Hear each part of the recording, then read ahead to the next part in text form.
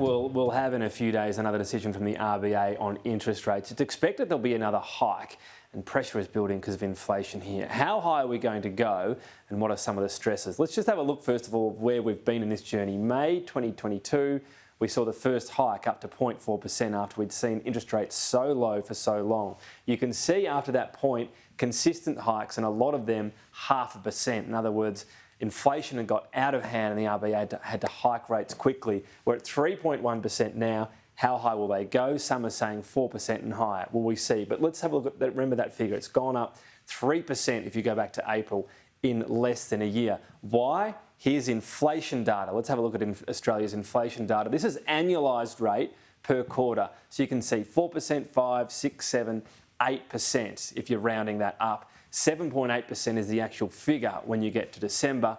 And the problem with what we're seeing here is it's still going up. The hope is, at this point, that we're at the peak. That was the expectation from the RBA, but we still don't know that. That's part of the pressure here on what they will have to do on interest rates in the next meeting and ones after that. What about comparing Australia to the US, where inflation is starting to head in the right direction? So first of all, inflation in the US, you can see January, April, June, this is last year, it was still going up and it peaked even higher at 9%. It is starting to come down, and in December, in fact, it dipped below 7%. So starting to have that impact, albeit that's still very high inflation. How have they got there? A lot of rate hikes and even bigger ones in Australia. If you have a look at the US rate hike story here, you're seeing it starting off at 1% in May, so they'd already started hiking. And when you're seeing it go to 4% here in November, I'm not sure what the 9.5% there is. That's not how high rates are in the US, but they've had to go at 4%. 4.5% was actually the figure there in December. So just pretend that's a 4.5, and they could go higher yet. The point is they've had to raise rates by a lot more.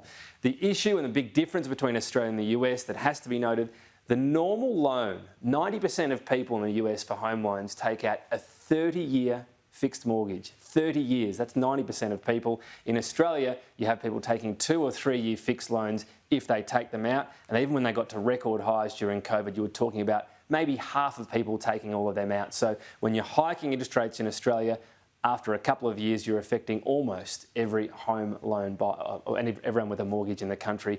Very different to the US. We still have predictions that we will have soaring interest rates in the next few months. Here's the latest prediction. I think the RBA is probably going to go next week.